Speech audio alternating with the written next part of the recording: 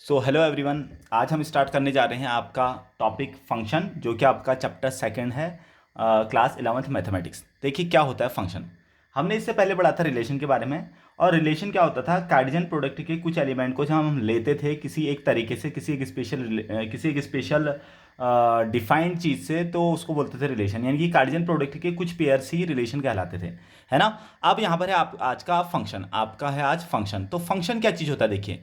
तो बच्चों फंक्शन होता है एक स्पेशल टाइप का रिलेशन। फंक्शन क्या होता है, एक स्पेशल टाइप का रिलेशन होता है in which every every element has unique image. यानी कि जहां पर हर एक एलिमेंट का क्या होता है, यूनिक इमेज होता है। मतलब समझिए क्या होता है, जरा समझते हैं। फॉर एग्जाम्पल, ये हमारा ए है, ये बी है, या इसको एक्स और इसको वाई बोल सकते हैं। एक्स से वाई में यहाँ पर मैपिंग हो रही है, इसको मैपिंग बोलते हैं। यहाँ के एलिमेंट का जब यहाँ के साथ रिलेशन होता है, मान लो यहाँ 1 2 3 4 5 6 7 इस तरह से नंबर है, यहाँ भी 1 2 3 4 5 6 इस तरह के नंबर है, ठीक है। तो मैंने क्या कहा डेफिनेशन के हिसाब से, देखिए function is a special type of relation in which every element has unique image. यानी कि जो भी एलिमेंट होता है ना, उसकी एक यूनिक इमेज होती है। यूनिक कहने का मतलब कि एक ही इमेज होगी उसकी, उसकी दो इमेज नहीं हो सकती। जैसे मैंने कहा 1 की इमेज है, मान लो 2, 1 की इमेज क्या है 2, यानी कि 1 का 2 के साथ कोई रिलेशन है। अब इस 1 का किसी और के साथ कोई रिलेशन नहीं हो सकता है। इस 1 का अब किसी और एलिमेंट के साथ कोई भी रिलेशन नहीं हो सकता है, इसको बोलते हैं फंक्शन, ठीक है। जैसे अब 2 की इमेज है मान लो 4, तो अब इस 2 की कोई और इमेज नहीं हो सकती। यहाँ पर 2 का मैं और के साथ लाइन ऐसे ड्रॉ नहीं कर सकता हूँ। फंक्शन रिलेशन में ऐसा कर सकते थे, रिलेशन में 2 इसके साथ भी रिलेटेड हो सकता था, इसके साथ भी, इसके साथ भी, वहाँ चल जाएगा। लेकिन फंक्शन क्या होता है, फंक्शन रिलेशन को और ज़्यादा छोटा बना देता है। यानी कि फंक्शन क्या करता है, एक स्पेशल टाइप का रिलेशन है जिसमें हर एक एलिमेंट की एक अलग ही इमेज है, एक यूनिक इमेज है, ठीक है। जैसा अगर मैं कहता हूँ कि 4 की इमेज अगर 6 है, तो इस 4 की इमेज कोई और नहीं हो सकती है। मैं कह रहा हूँ इस 6 की इमेज मान लो 3 है, तो इस 6 की कोई और इमेज नहीं हो सकती है, ठीक है। तो इसको क्या बोलेंगे, फंक्शन बोलेंगे। Every element has unique image. चलिए अब मैं आपसे कुछ क्वेश्चन पूछता हूँ। यहाँ पर देखिए ये फंक्शन होगा या नहीं होगा, देखना अच्छे समझना इसको। मान लो 1 2 3 4 और यहाँ पर है 5 6 7। मैंने कहा 1 की इमेज 5, 2 की इमेज 7, 3 की इमेज 6, बिल्कुल हो सकता है। हर 1 की इमेज 5 है तो इस 1 की कोई और इमेज नहीं है, 2 की इमेज 7 है तो इस 2 की कोई और इमेज नहीं है, 3 की इमेज 6 है तो इस 3 की इमेज कोई और नहीं है। इसका मतलब ये क्या है, ये फंक्शन होगा, ठीक है। ये फंक्शन होगा। एवरी एलिमेंट है यूनिक इमेज, जितने भी एलिमेंट है सबकी यूनिक इमेज है। मान लो 8 है यहाँ पर, ये 4 की इमेज 8, इस तरह से मैंने बना दिया। तो इसको हम क्या बोलते हैं, इसको हम बोलते हैं फंक्शन, ओके। इसको हम बोलते हैं फंक्शन जिसमें हर एक एलिमेंट की एक यूनिक इमेज होती है। चलिए एक और क्वेश्चन पूछता हूँ आपसे। मान लो यहाँ पर है 1 2 3 4 और यहाँ पर है 10। तो मैंने कहा कि 1 की इमेज है 10, 2 की इमेज है 10, 3 की इमेज भी 10, 4 की इमेज भी 10। तो मैं कहूँगा कि आपका ये फंक्शन है। तो कुछ बच्चों का आंसर होगा सर फंक्शन नहीं है, बट ये फंक्शन है। ये फंक्शन है। कैसे फंक्शन है जरा देखो। मैंने डेफिनेशन में क्या कहा था, every element has unique image. हर एक एलिमेंट की यूनिक इमेज होती है। तो 1 की इमेज है 10, क्या इस 1 की कोई और इमेज है, अब नहीं है भाई। इस 1 की दो दो इमेज नहीं हो सकती हैं। ये बहुतों की इमेज हो सकता है, लेकिन इसकी दो इमेज नहीं हो सकती। आप देखो ये जो डोमेन है ना 1, ये 1 की कोई और इमेज नहीं है, इस 10 के अलावा और कोई इमेज नहीं है। 2 की इस 10 के अलावा कोई इमेज नहीं है, 3 की इस 10 के अलावा कोई इमेज नहीं है, 4 की इस 10 के अलावा इमेज नहीं है। तो इसका मतलब ये फंक्शन है। यानी कि फंक्शन में इस तरह की एक कन्वर्जेंट लाइन चल जाती है। अगर मैं अब आपसे कहूँ 1 2 3 1 2 3 4, यहाँ पर है 5 6। मैंने कहा कि 2 की इमेज 5, सॉरी 1 की इमेज 5 और 1 की इमेज 6, ये फंक्शन नहीं है। 1 की देखो दो दो इमेज आ गई, और जब भी दो दो इमेज आएंगी या 3 इमेज आएंगी, अगर मल्टीपल इमेज आ गई तो हम उसको कहेंगे कि वो चीज़ फंक्शन नहीं है, अदरवाइज फंक्शन होगा। यानी कि फंक्शन में इस तरह का कन्वर्जेंट भी चलेगा, लेकिन इस तरह का डाइवर्जेंट नहीं चलेगा। डाइवर्जेंट यानी कि एक से सब कुछ निकल रहा, तो ये फंक्शन नहीं कहलाया जाएगा, ऐसा वाला फंक्शन हो जाएगा। सो स्टूडेंट अब यहाँ पर हम पढ़ते हैं कुछ टाइप्स ऑफ फंक्शन। तो टाइप्स ऑफ फंक्शन हमारे पास कितने हैं देखिए। फंक्शन तो आपको शायद समझ में आ गया होगा, एवरी एलिमेंट है यूनिक इमेज, बहुत अच्छे से समझ में आ गया। अब फंक्शन के ना कुछ अलग अलग टाइप्स हैं, यानी कि कौन कौन से टाइप के फंक्शन होते हैं। तो एज पर योर एनसीईआरटी हम पहला यहाँ पर टाइप देखते हैं आइडेंटिटी फंक्शन। पहला देखते हैं आइडेंटिटी फंक्शन। देखिए आइडेंटिटी फंक्शन क्या कहलाता है। आइडेंटिटी फंक्शन क्या होता है बच्चों, अगर मान लो हमारे पास कोई फंक्शन है और उस फंक्शन की यहाँ पर कुछ आइडेंटिटी, यानी कि अगर मैं जिस उसकी जगह पर 1 रख रहा हूँ तो आंसर भी 1 आ रहा है, यानी कि अगर मैं डोमेन को 1 रख रहा हूँ तो उसकी रेंज भी 1 आ रही है। इसका मतलब देखो जरा सा मैं क्या कहना चाह रहा हूँ। जैसे एग्जाम्पल के लिए मैंने कहा 1 2 3 4 5 6, 1 2 3 4 5 6, इस तरह से बहुत सारे इसके अंदर एलिमेंट है। मैंने 1 रखा तो 1 सेलेक्ट किया तो 1 की 1 ही इमेज, 2 की 2 ही इमेज, 3 की 3 ही इमेज, 4 की 4 ही इमेज, 5 की 5 ही इमेज, 6 की 6 इमेज। यानी कि जब किसी एलिमेंट की खुद ही इमेज आ जाती है, कोई एलिमेंट अपने आप का ही इमेज हो जाता है, तो ऐसे को बोलते हैं आइडेंटिटी फंक्शन। आइडेंटिटी फंक्शन इसको लिखते कैसे, देखो इसको लिखेंगे f x equal to x, यानी कि अगर मैंने यहाँ पर एक्स रखा तो यहाँ पर एक्स ही आ गया, यानी कि अगर मैं वन रखूँगा तो वन ही आ जाएगा, है ना, वन रखूँगा तो वन ही आ जाएगा, ठीक है। तो इसको बोलते हैं क्या, इसको बोलते हैं आइडेंटिटी फंक्शन। अगर हम इसका ग्राफ बनाएं तो ग्राफ कैसा बनता है इसका जरा देखते हैं। मान लो ये 1 2 3 4 5 6 इस तरह से, 1 2 3 4 5 6 इस तरह से है, ये एक्स एक्सिस हो गया, वाई एक्सिस हो गया, ये नेगेटिव एक्स एक्सिस हो गया, 1 2 3 4 5 6 इस तरह से, 1 2 3 4 5 इस तरह से। अगर मैंने एक्स की वैल्यू 1 रखी तो वाई भी 1 मिला, क्योंकि ये वाई होता है ना एक्चुअल में, इसको वाई भी बोलते हैं या एफ एक्स भी बोलते हैं, और इसको एक्स बोलते हैं। अगर मैंने एक्स की वैल्यू 1 रखी तो एफ एक्स कितना मिला, इसको एफ एक्स भी बोल सकते हैं, ऊपर को जाने वाली लाइन है। तो एक्स 1 रखा तो एफ एक्स भी कितना मिला 1, एक्स को 2 रखा तो एफ एक्स भी मिला 2, एक्स को 3 रखा तो एफ एक्स भी मिला 3, एक्स को 4 रखा तो एफ एक्स भी मिला 4, यानी कि एक्स को 4 रख रहा हूँ तो वाई भी 4 मिल रहा, एक्स को 5 रख रहा हूँ तो वाई भी 5 मिल रहा। तो इस तरह से ये हमारे पास आ गया आइडेंटिटी फंक्शन। अब वैसे ही नेगेटिव में भी चल जाएगा ऐसे, है ना। तो इस तरह का जो तुम्हारा एक ग्राफ होता है ये आइडेंटिटी फंक्शन को शो करता है। सो स्टूडेंट अब देखते हैं as per your NCERT, second है आपका कांस्टेंट फंक्शन। कांस्टेंट फंक्शन क्या होता है, कांस्टेंट फंक्शन एक ऐसा फंक्शन होता है जहां पर अगर मैं कुछ भी उसकी वैल्यू रखूं तो हमेशा मेरे को आंसर एक जैसा मिलेगा। अगर मैं इसको डोमेन के हिसाब से बताऊं, मान लो यहाँ पर मेरे पास बहुत सारे नंबर हैं, बहुत सारे, इस तरह से बहुत सारे नंबर हैं, और यहाँ पर आंसर में भी बहुत सारे 1 2 3 4 5 6 इस तरह से बहुत सारे। हो क्या रहा, मैं अगर वन पुट कर रहा हूँ तो मेरे पास आंसर मिल गया मान लो 4, 2 पुट कर रहा हूँ तब भी आंसर 4, 3 का भी 4, 4 का भी 4, 5 का भी 4, 6 का 4। मैं कुछ भी यहाँ पर से अगर डोमेन से कुछ भी एलिमेंट ले रहा हूँ तो आंसर उनका 4 ही मिल रहा है। तो ऐसे वाले को बोलते हैं कांस्टेंट फंक्शन, ऐसे को बोलते हैं कांस्टेंट फंक्शन। इसका फंक्शन क्या होगा, इसको बोलेंगे एफ एक्स इक्वल टू, बोलेंगे सी, एफ एक्स इक्वल टू सी। जैसे अगर मैं इसको और अच्छे से बताऊँ, मान लो एफ एक्स इक्वल टू मैंने कहा 4, एफ एक्स इक्वल टू मैंने क्या कहा 4। अब अगर मैं एक्स की जगह पर यहाँ पर 1 रखता हूँ तो तब भी तो आंसर 4 है, एक्स के ऊपर 2 रखता हूँ तब भी मेरे पास आंसर 4 है, एक्स के ऊपर 3 रखता हूँ तब भी मेरे पास 4 है। ये 4 तो तब चेंज होता ना जब यहाँ पर एक्स, यहाँ पर इस तरह का होता, मान लो ऐसा होता 4x। अगर मैं यहाँ पर 1 रखता तो 4 मिला, 2 रखता तो 8 मिलता, 3 रखता तो 4 3 12 मिलता, है ना। तो देखो यहाँ पर 1 2 3 रखने में ना मेरे पास वैल्यू चेंज हो जा रही, तो ये कांस्टेंट फंक्शन नहीं है, क्योंकि इसके साथ x लगा है जो उसको चेंज कर दे रहा, लेकिन इसके साथ तो x है ही नहीं। मैं x के ऊपर यहाँ पर 1 रखूँ, 2 रखूँ, 3 रखूँ, 4 रखूँ, कुछ भी रखूँ, आंसर हमेशा क्या मिल रहा, 4 ही मिल रहा। तो ऐसे फंक्शन को बोलते हैं कांस्टेंट फंक्शन, जिसका मैंने एग्जांपल यहाँ पर आपको बताया भी था। ये देखिए ये वाला क्वेश्चन, ये कांस्टेंट फंक्शन है देखा जाए तो। 1 2 3 4 कुछ भी रख रहा हूँ तो आंसर मिल रहा है 10, है ना।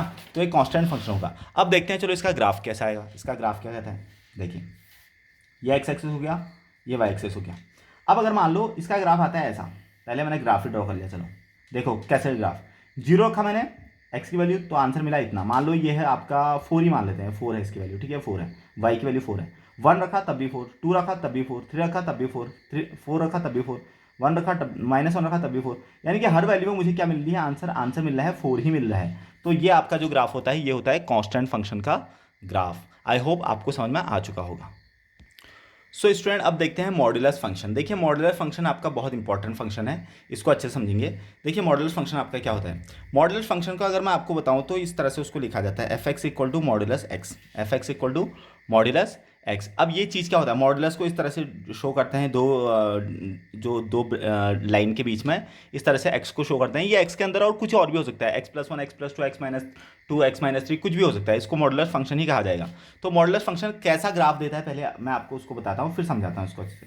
मॉड्यूलस फंक्शन हमको इस तरह का ग्राफ देता है, ये x है और ये एफ एक्स भी बोल दो इसको, या फिर इसको ही वाई भी बोल देते हैं, वाई की लाइन है। मतलब क्या हो रहा है जरा इसको समझते हैं, अच्छे समझते हैं। देखिए मॉडुलस क्या करता है हमारा, कि हमारा हमेशा प्लस की वैल्यू देता है, हमेशा क्या करता है मॉडुलस प्लस की वैल्यू देता है, यानी कि जो हमारे पास एफ एक्स आएगा ना वो हमेशा कैसा आ जाएगा, पॉजिटिव। मतलब समझिए मैं क्या कहना चाह रहा हूँ, मान लो मैंने एक्स के अंदर रखा 1, मैंने एक्स को रखा 1, तो अब ये मॉडुलस है, तो अब ये 1 अगर पॉजिटिव है तो ये सिंपली 1 ओपन हो जाएगा, है ना। मैंने एक्स को रखा 2, यहाँ पर 2 रखा तो मॉडुलस के अंदर है 2 तो आंसर आ जाएगा 2। एक्स को मैंने रखा 3 तो मॉडुलस के अंदर है 3 तो आंसर आ जाएगा 3। कहने का मतलब 1 रखने पे मेरे पास आंसर आया 1, 2 रखने पे मेरे पास आंसर आया 2, 3 रखने पे मेरे पास आंसर आया 3। तो इस तरह का ग्राफ ड्रॉ हो गया, इस तरह का ग्राफ है ना। क्लास 10th में आपको ग्राफ ड्रॉ करना बहुत अच्छे से आता होगा। अब उसके बाद मैं कह रहा हूँ कि अगर मान लेते हैं मैंने एक्स की जगह पर रखा -1, तो मॉडुलस के अंदर जो है -1 आ जाएगा। जब मैं इसको ओपन करूंगा तो मॉडुलस का काम क्या होता है, अंदर अगर नेगेटिव चीज़ भी है तो हमको हमेशा आंसर पॉजिटिव मिलता है, तो ये मॉडुलस जो है माइनस को खा जाएगा और आंसर आ जाएगा आपका 1। वैसे ही अगर मैं एक्स की जगह पर रखता हूँ -2 तो मॉडुलस के अंदर आ जाएगा -2। देखो मैं यहाँ पर एक्स की जगह पर -2 रख रहा हूँ ना, तो मॉडुलस के अंदर क्या आ जाएगा -2। अब ये मॉडुलस इस 2 को माइनस को खा जाएगा, आंसर आ जाएगा 2। तो देखिए एक्स की वैल्यू अगर मैं -1 रख रहा हूँ, -2 रख रहा हूँ, -3 रख रहा हूँ, तो -1 रखने में मुझे एफ एक्स कितना मिल रहा, एफ एक्स कितना मिल रहा 1, और यही एफ एक्स तो वाई है ना, वाई है ना। -2 रखा तो कितना मिला +2, -3 रखा तो क्या मिला +3। तो कहने का मतलब है कि मेरे को ग्राफ हमेशा कैसे मिलेगा, पॉजिटिव वाई एक्सिस में मिलेगा, ऊपर को ही मिलेगा हमेशा ग्राफ, कभी नीचे को नहीं आता है। यानी कि मॉडुलस कभी भी आपको नेगेटिव वैल्यू नहीं देगा, है ना। मॉडुलस आपको कभी भी नेगेटिव वैल्यू नहीं देगा, इसी को बोलते हैं मॉडुलस फंक्शन। यानी कि मॉडुलस फंक्शन क्या होता है। अब अगर मैं आपको इसको इस तरह से डायग्राम के हिसाब से बताऊं तो क्या आएगा जरा समझते हैं। मान लो मेरे पास कुछ नंबर हैं, इसमें इंटीजर है, मान लेते हैं 0 1 2 3 4, इस तरह से माइनस के हैं, ठीक है, माइनस के, और ये है 1 2 3 4 5 इस तरह के पॉजिटिव के हैं। सेम यहाँ पर भी नंबर ये मान लेते हैं, ठीक है, सेम ये है। अब होता क्या है, 0 पे तो चलो 0 आ गया इसी फंक्शन के लिए, यहाँ f x equal to modulus x के लिए, इसी के लिए कर रहा हूँ मैं।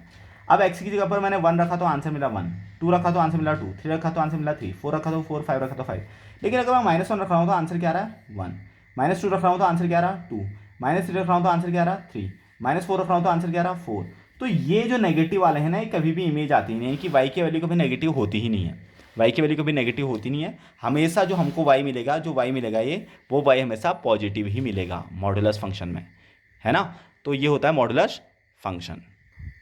सो स्टूडेंट अब देखते हैं यहाँ पर अगला फंक्शन, जो कि एक जिसको कहते हैं सिग्नम फंक्शन। देखिए ये क्वेश्चन बहुत बार यूज़ होता है, क्लास 12th में भी कई बार आया है, क्लास 11th में भी बहुत बार आया है, ठीक है। चलिए देखते हैं सिग्नम फंक्शन क्या होता है। देखिए सिग्नम फंक्शन को आपको सीधे सीधे याद रखना है कि सिग्नम फंक्शन को कैसे शो करते हैं।